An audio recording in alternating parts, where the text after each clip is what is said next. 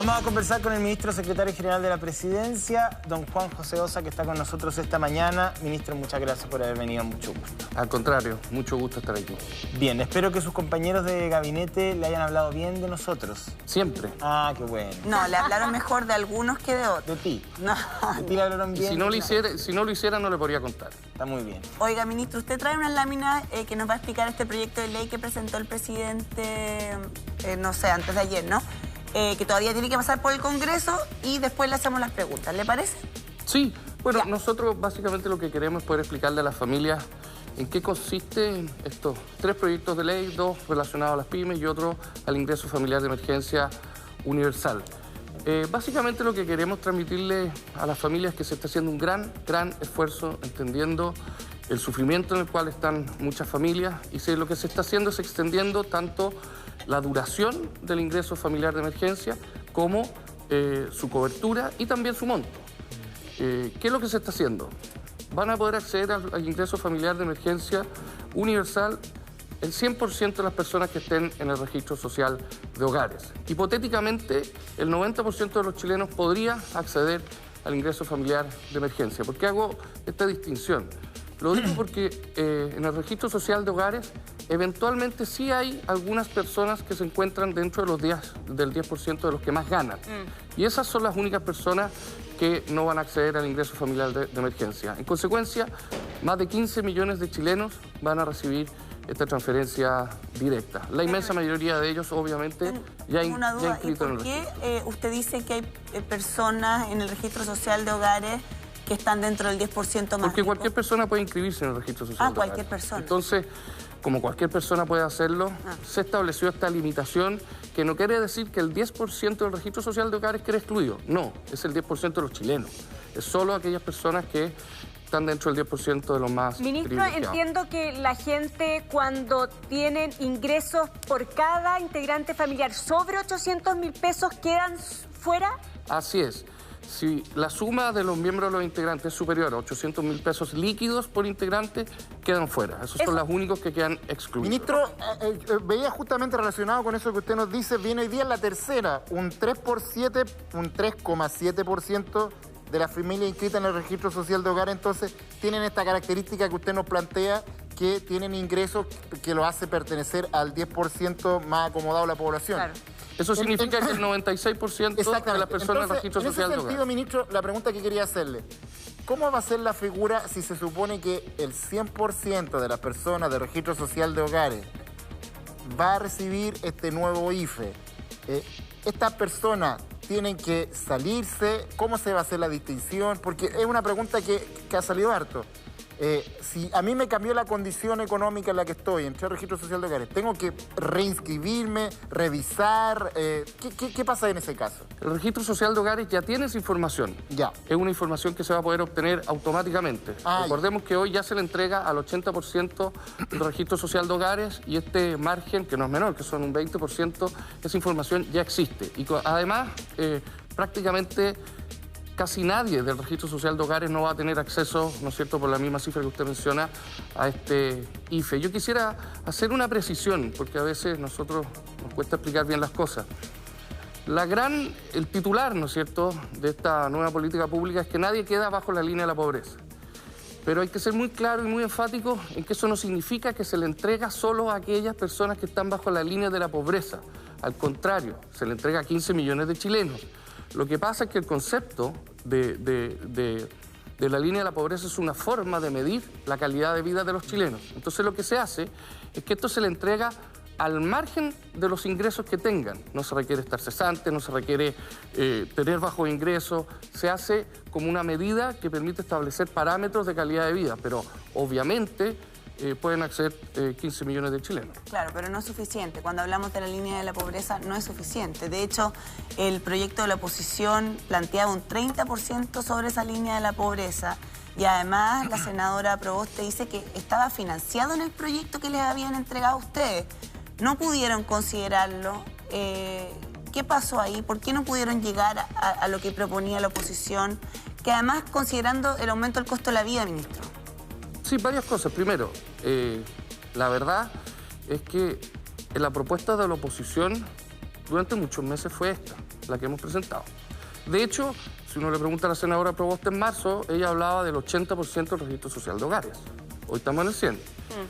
Otra cosa es que, fruto de las conversaciones, las sociabilizaciones, cada uno va expresando, ¿no es cierto?, las que legítimamente cree que son las necesidades. Nosotros consideramos podemos ver los papeles, digamos. Nosotros creemos que no necesariamente compartíamos la forma de costearlo, no necesariamente compartíamos algunas de las cosas que se están proponiendo.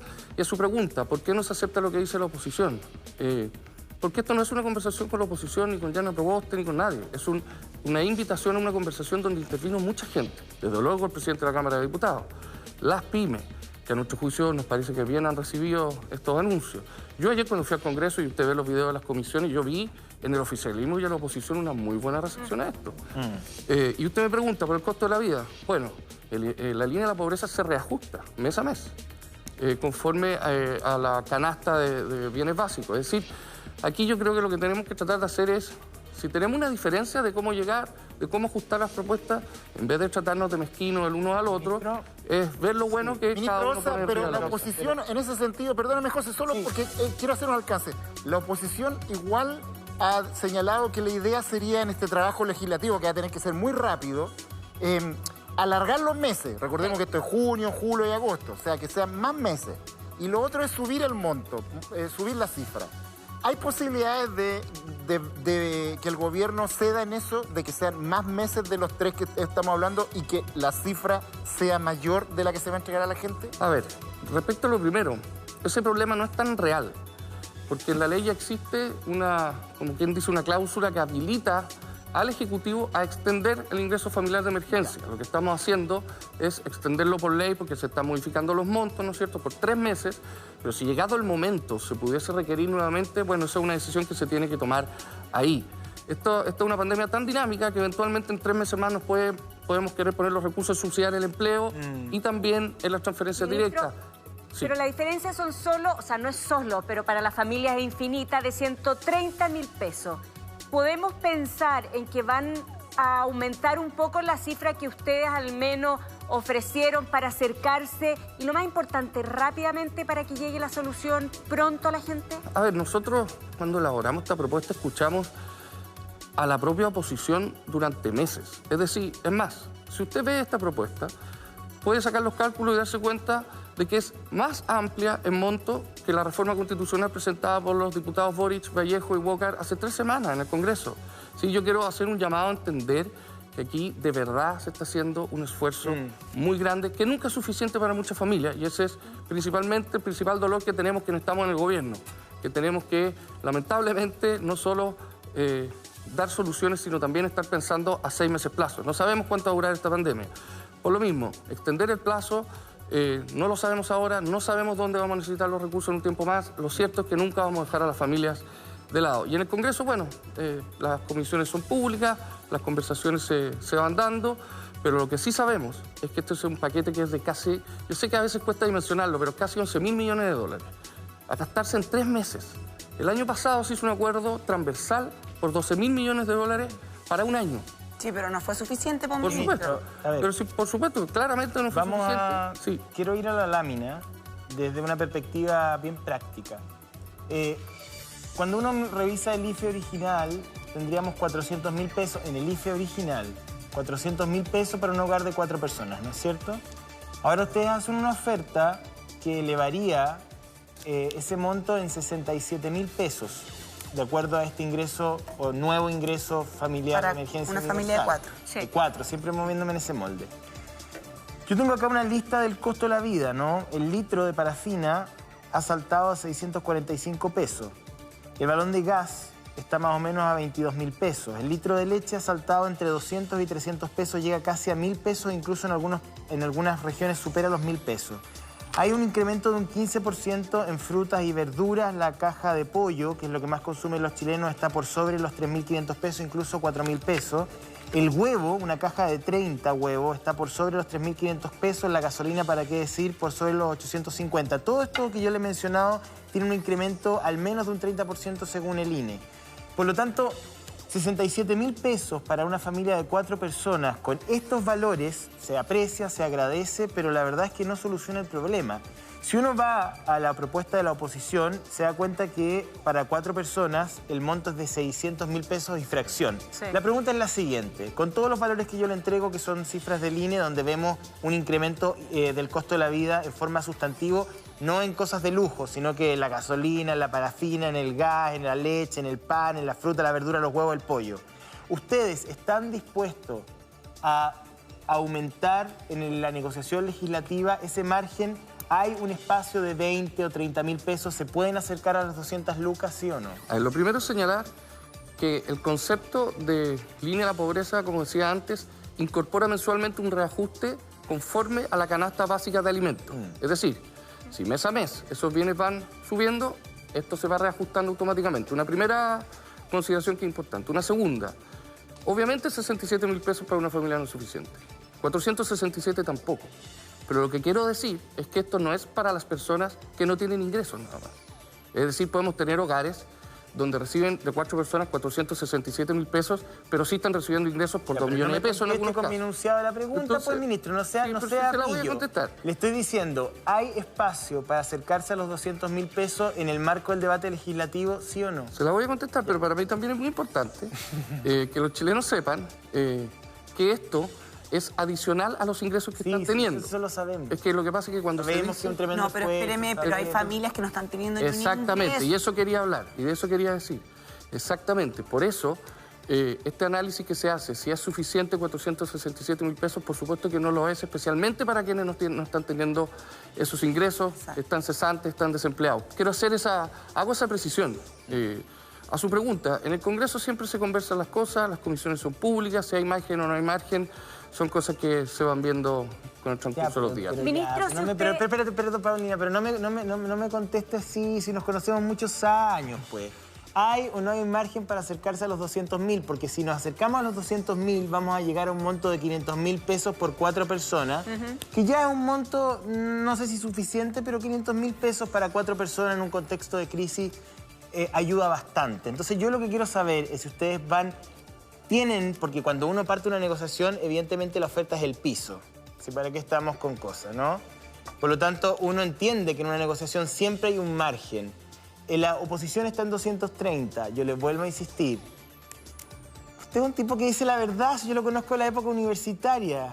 Y siempre fue un tipo de frente, derecho, en fin, muy profesional. ¿Hay o no margen para llegar a los 200.000 pesos? A ver, primero, la oposición no está planteando eso. Es una parte de la oposición. Bueno, una parte. Es que es importante porque yo vi muy buena recepción de esto ayer en el Congreso. Para partir conversando. Y lo segundo es que, por supuesto, que siempre hay margen para conversar en la medida que lo que estemos enfocando esa conversación es en ayudar a los chilenos y no en hacer política. Si la conversación va a ser, como se lo digo en buenos términos, sin tratar de hacer ganancias, sin tratar de que el que entró es el perdedor y yo le saqué, ahí siempre se puede seguir avanzando. El senador Moreira, ministro, en este mismo programa dijo que la moneda, el gobierno tenía un margen para llegar hasta los 200.000 pesos en las cifras que se manejaban para la gente. Y ese era el margen que él veía. Bueno, el margen se conversa en el Congreso, No, pero usted desde tiene luego que con el tener ministro de Hacienda. No, pero usted tiene que tener el margen, porque usted va a representar ahí a la moneda, el presidente va al Congreso y va a negociar, y me imagino que el presidente le habrá dicho, tienes este margen, no podemos superar tal... Usted tiene la cifra en su cabeza, no la quiere decir, que es otra cosa. Diana, eso se conversa en las también- comisiones que esto son... es no puede poner las cartas ahí no la van a Pero déjame poner. que conteste, Esto ministro. puede... Contéstale a la Diana y yo le voy a contestar. No, le digo, nosotros más que márgenes, más que estrategia, lo que hemos es diseñado algo que nos parece realmente bueno para las familias, nunca suficiente. Yo estoy de acuerdo que nos un buen parece- proyecto, solo que es súper tarde. Y yo lo he dicho Bueno, acá. yo sobre eso Llevamos puedo más decir- de un año de pandemia y recién, ministro, estamos considerando el 100% del registro social de hogares. Uno entiende, sacando ese 3% que usted mencionaba antes, que no debiera estar ahí, pero uno entiende que nadie o muy poca gente se inscribe en el registro social de hogares si no tiene necesidad. Entonces, recién un año después que se considere el total del registro social de hogares, siendo un buen proyecto, creo yo, pucha, que lata, que sea tarde. Perdón, había... la cantidad de personas que se ha inscrito en el registro social de hogares desde la pandemia es 1,5 millones de personas. Con lo que le estoy diciendo que había muchas personas ya inscritas en el registro social de hogares. Sí. Lo segundo, tarde. Primero, siempre es tarde, siempre es difícil, nunca es suficiente, lo sé, lo sabemos. Nos despertamos temprano pensando en los chilenos, nos acostamos tarde pensando en los chilenos, nos desvelamos pensando en los chilenos. Por supuesto que nos equivocamos, pero yo quisiera decir dos cosas. Cuando hace un año llegamos al Congreso, más de un año, con la primera transferencia directa, se nos dijo, bueno, tiren toda la carne a la parrilla. Y la respuesta fue, no sabemos cuánto va a durar esta pandemia. No había vacuna, no había nuevas cepas, las cosas que van haciendo dinámica esta pandemia. Y aquí estamos, un año después, tratando de seguir ayudando a las familias de la mejor manera posible. Ministro, reconociendo el esfuerzo que han hecho, uno lo ve a usted y se le ve cansado, un poquito asqueroso, ministro. Joven, jovial, pero se le ve cansado. Mirémonos para atrás un poquito. La senadora Proboste dijo que esto era débil. Aquí hay concordancia de que esto es tardío. ¿Le faltó calle, ministro? ¿Le faltó conocer a la ciudadanía a este gobierno? No hablemos de empatía porque eso ya está zanjado. ¿Le faltó saber cómo está viviendo el chileno real? Porque la cantidad de informalidad, la cantidad de gente bajo la línea de la pobreza, ¿no la vieron, no la leyeron? ¿No entienden cómo vive el país, el mayor porcentaje del país, ministro? Yo creo que eso, que pensar que no entendemos cómo viven nuestros compatriotas y que nos dedicamos a esto, es un error. Y es un error que va en la línea de no contribuir a que las cosas nos salgan lo mejor posible. Aquí no existen los buenos y malos. Todos nos equivocamos, pero a todos nos importan los chilenos. Y usted me dice autocrítica, por supuesto. Desde luego, por primera vez en 100 años, hubo que salir a encontrar personas y familias a las cuales nunca habíamos tenido la necesidad de hacer una transferencia directa. Y eso significó que el Estado obviamente sufrió y develó mucha incompetencia para algo tan necesario y tan rápido. El registro social de hogares no es el mejor instrumento tampoco para medir este tipo de situaciones. Para nada. ¿Siempre las cosas se pudieron haber hecho mejor? Siempre. Ahora yo creo que en eso tal vez todos lo pudimos haber hecho mejor, no, oposición incluida. Y acá hay un dicho que yo le escuchaba. A eso voy. No había un porcentaje de los chilenos que no estaban viendo, que no estaban en la cifra y que estaban necesitando ayuda tal vez mucho antes de la pandemia. Yo diría, los independientes fue una situación especialmente compleja, porque cuesta mucho encontrarlos, como dice usted, tuvieron la necesidad de ir a trabajar, de no necesariamente poder cumplir la cuarentena, y eso fue un esfuerzo grande, difícil, donde siempre pudimos haberlo hecho mejor. Yo creo que al final esta pandemia es un triunfo de la ciencia y una derrota de la política. Quería preguntarle, antes de pasar a Yarna Proboste, pero vamos a hablar de lo crítico que ha sido el gobierno con su comportamiento, que hace una lectura en clave electoral. Usted no lo hizo ayer el ministro Delgado en varias entrevistas. Pero antes quería ir a los empresarios, que es la misma pregunta que le hice ayer al ministro Palacio, que me parece justo, porque tiendo a pensar que se ha construido un relato desde el mundo empresarial, desde parte del mundo empresarial, no quiero generalizar, que es una verdadera provocación para la gente. Ustedes son un gobierno donde el líder es un empresario, donde la mayoría de ustedes viene de los colegios donde estudiaron los empresarios, de las universidades donde estudian los empresarios, y muchos de ustedes tienen padres, abuelos y bisabuelos empresarios. Por lo tanto, tienen una cercanía con el mundo privado. Las palabras de quien está a cargo de la Sociedad Nacional de Agricultura, el señor Aristía, que dice que no hay mano de obra porque la gente está acostumbrada a los bonos y mientras más bonos da el gobierno, menos quieren trabajar. Después aparece Juan Sutil, que se ha mandado unas de oro en el último tiempo. Incluso poniendo en entredicho las cifras del INE. En marzo decía, a mí no me cuadran las cifras del INE, y ponía en duda de que la gente ganara tan poco, que en realidad si uno va sumando las propinas y otros ingresos, la verdad es que hay una disociación para Juan Sutil entre los sueldos que se informan en el INE y los sueldos que realmente la gente percibe. Y Bernardo Fontaine, que probablemente usted conoce, que es constituyente, economista, también ligado a la élite, dice hace 2 o 3 días en el programa de Chilevisión que en realidad es falso que a los chilenos les ha bajado el ingreso durante el año 2020. Yo me pregunto si esas declaraciones no le hacen un flaco favor al gobierno, porque usted viene acá a tratar de convencernos, que me parece muy bien, que el gobierno está haciendo todo su esfuerzo por empatizar y que está abriendo la billetera más de lo que incluso le gustaría, porque está tratando de reconocer y de ver a una serie de ciudadanos que no vio antes.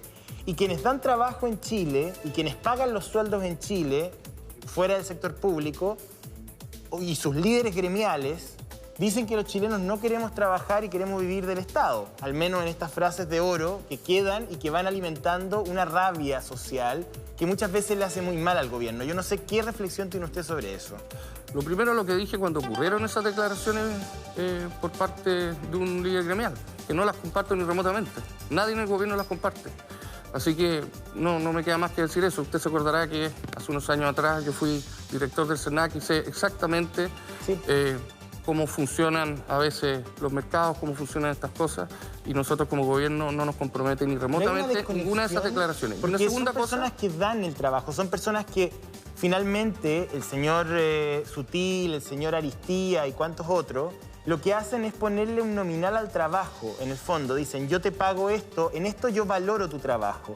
Y muchas veces el valor del trabajo no alcanza para costear la vida. Entonces, más allá de la crítica legítima que usted tiene, ¿qué opinión tiene usted de esa mirada del mundo empresarial? ¿Es desconexión, no conoce la realidad o efectivamente el INE nos está mintiendo, digamos? No sé.